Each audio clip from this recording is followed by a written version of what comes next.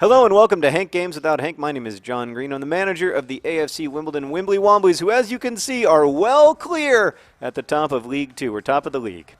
Oh, we are going up. We're going to go up to League One. I got a good feeling about it. We are most of the way through the season. At this point, we would have to absolutely collapse not to go up to League One. So it's pretty exciting times here in Wimbledon. We're kind of starting the AFC Wimbledon B team.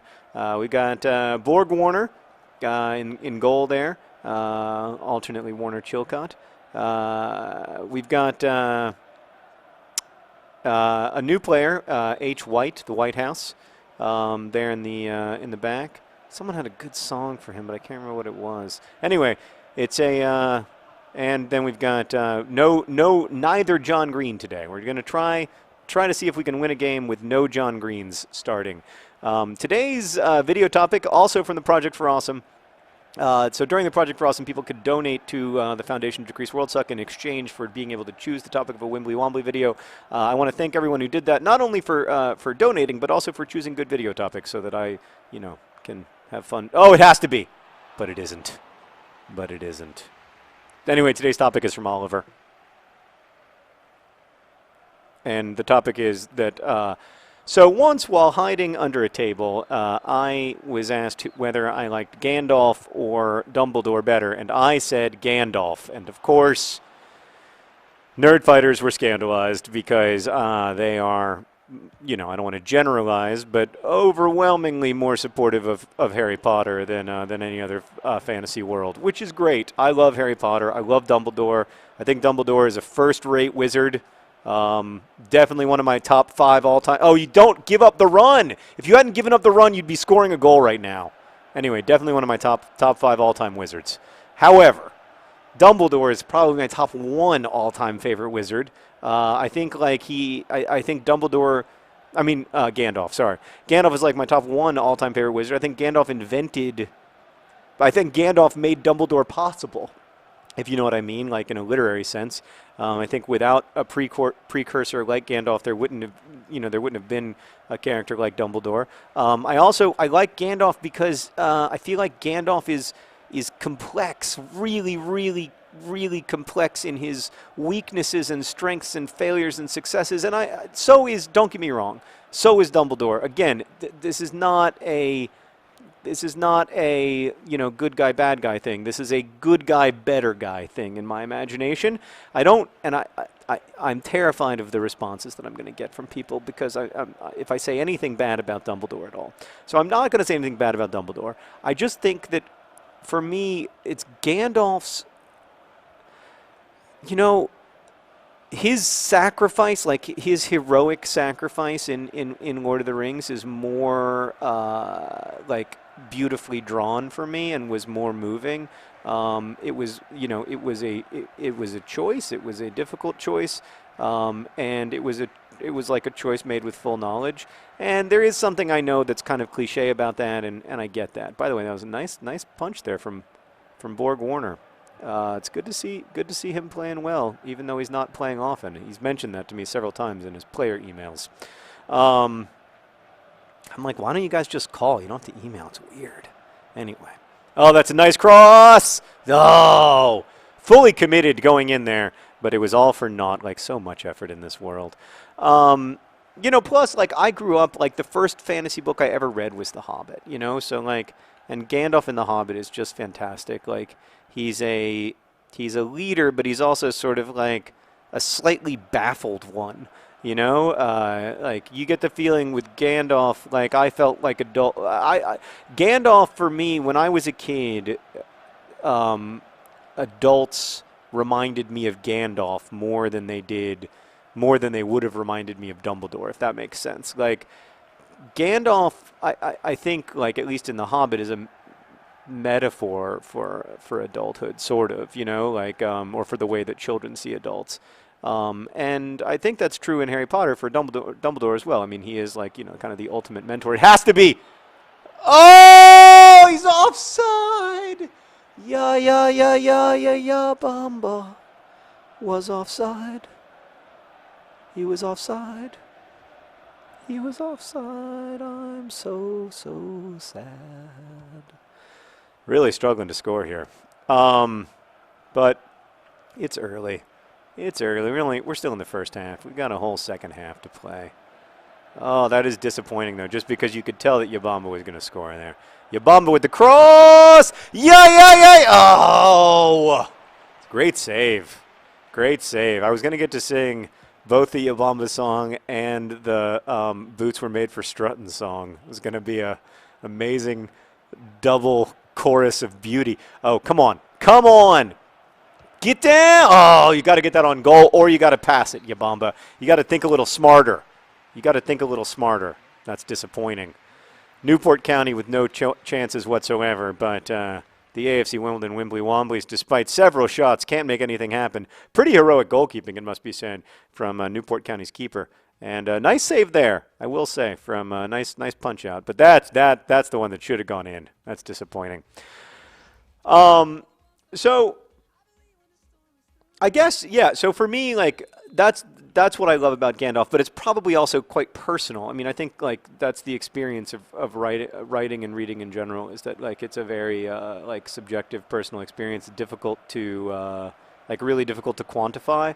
Whenever, like, I've just been asked to be a judge in the Morning News' Tournament of Books, which is a really cool book. It's like the March Madness NCAA men's college basketball tournament, or women's college basketball tournament. They have two of them.